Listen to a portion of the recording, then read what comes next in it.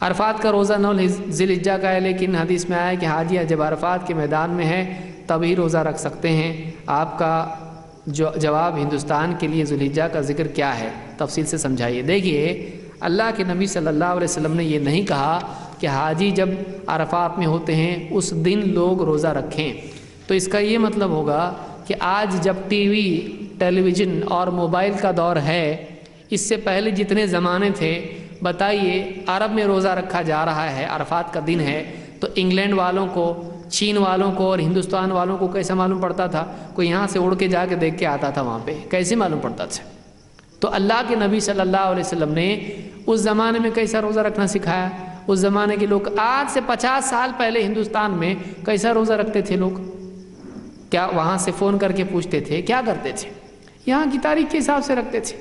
9 ذی الحجہ کو روزہ ہوتا ہے، وہاں 9 ذی الحجہ ہے، وہاں وہ رکھیں گے، یہاں ہمارا ہے ہم رکھیں گے۔ اگر آپ یہ قید لگاتے ہیں کہ جس دن حاجی وہاں پر عرفات میں ہے اس دن ہوتا ہے، تو آپ بتائیے آج سے 100 سال پہلے اور نبی صلی اللہ علیہ وسلم کے زمانے سے لے کے آج سے 100 سال پہلے تک جتنے روزے لوگوں نے رکھے وہ کیا حساب سے رکھے؟ کیسے معلوم پڑا ان کو آج حاجی عرفات میں ہے کہ نہیں معلوم پڑتا تھا؟ تو سارے روزے غلط ہیں۔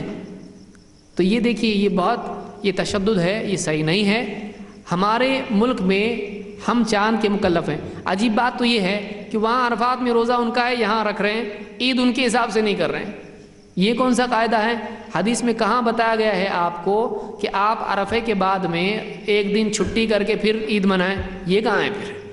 اس کی کوئی دلیل نہیں ہے۔ اسی لیے شیخ عثیمین رحمہ اللہ نے یہ بات کہی، جو عرب کے عالم ہیں، دیکھیے وہ وہاں کے ہیں، انڈیا کے نہیں ہوں، وہ عرب کے ہیں، انہوں نے کہا کہ عرفہ کا روزہ اپنے علاقوں کے حساب سے ہونا چاہیے، کیونکہ ہم کو اس کا مکلف کیا ہی نہیں گیا کہ ہم معلوم کریں حاجی ابھی کیا کر رہا ہے۔